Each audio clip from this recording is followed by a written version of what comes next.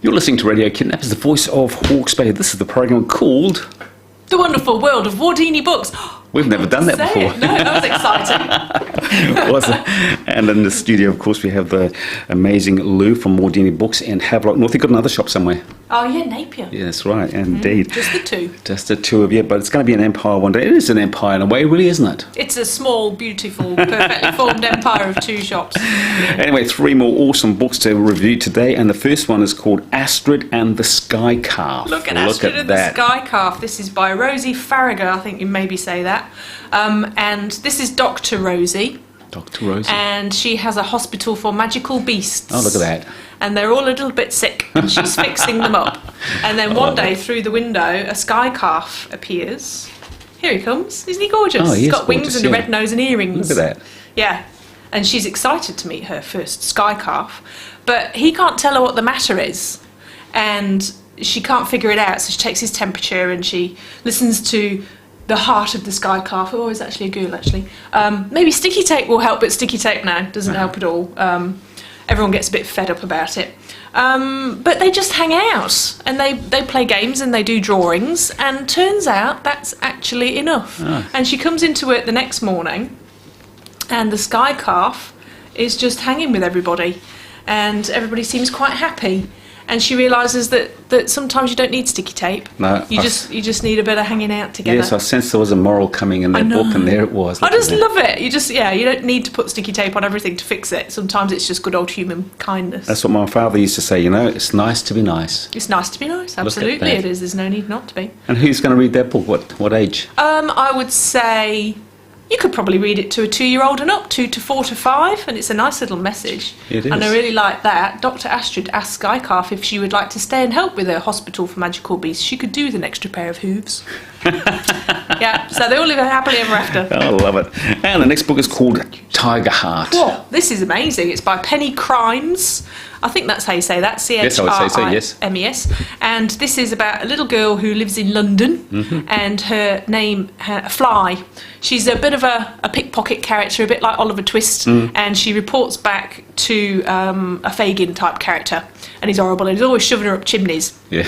And she's getting too big to be up the chimney, and she knows that that's not a good thing, and she decides she's got to run away. So she's down this chimney, and she's planned her escape. She knows where all the escape routes are, and she drops down and unexpectedly drops into the cage of a massive tiger. Right, and thinks, it's scary. Okay, I'm going to get eaten now. At least, I didn't die up a chimney. So she's got this really cool attitude. And the tiger comes towards her and licks her scraped knee. And she's like, he's just warming me up before he knobs me all up. And the tiger speaks to her and calls her princess and bows down before her. And he said that he can taste that she has blue blood. She's royal, not a little gutter snipe after all. And then it's about them both being captured, imprisoned. Where do they actually belong? And this massive adventure to get them both home, and the magical power between her and the tiger. I can tell just by looking at your face it's got a happy ending. It's got a really good ending. It's I would say it's probably for about 9 and up. Sometimes grown-ups get a bit worried that kids can't deal with death and stuff in books. There is a bit of death in this. There's a disaster, and so as long as kids can cope with that kind of thing, a lot of kids can, because it's part of adventure. I know. And it's learning about it through books helps you prepare for real life, I think. Kids playing video games and shoot them up, that sort of stuff. It's much better than that. Absolutely right. It can't beat a good book, that's for sure. And the last of our good books we're going to have a look at today is called American Dirt. Is that about the share market or the police or the FBI or the CIA? Or? It's about emigration from Mexico into El Norte. So this is by Janine Cummins. It's a novel, and it's pretty brutal. So this is about Lydia. She's got a bookshop. She's a bit like me, but she lives in Acapulco. She's got a bookshop. She's a nice middle-class lady. She's married to a journalist. She's got a little 8-year-old boy called Luca. But her husband, Sebastian, is doing exposés of the cartels. There's a new cartel in town, and they're doing some scary stuff, and he does a profile on one of the bosses.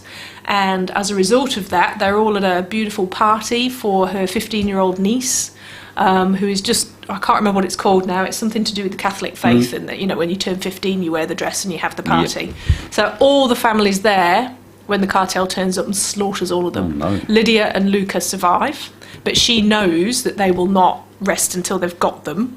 And so she and Luca just run, and they're heading for America. They don't call it America because apparently in South America they don't see America as America.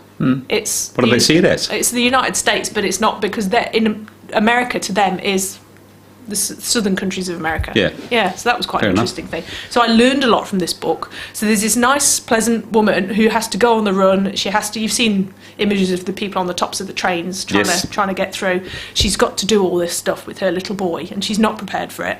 And it's just the most incredible story that the author has based on a lot of research, because her husband was an illegal immigrant into North America. And there's a cartel chasing them all away? Yeah. It's terrifying and completely engaging and really humanising, because it's from the victim's point of view. You know, quite often we read about the cartel bosses and it's all from that perspective, and it almost makes it sound kind of glamorous. No, it's not. It's brutal. Make a good movie.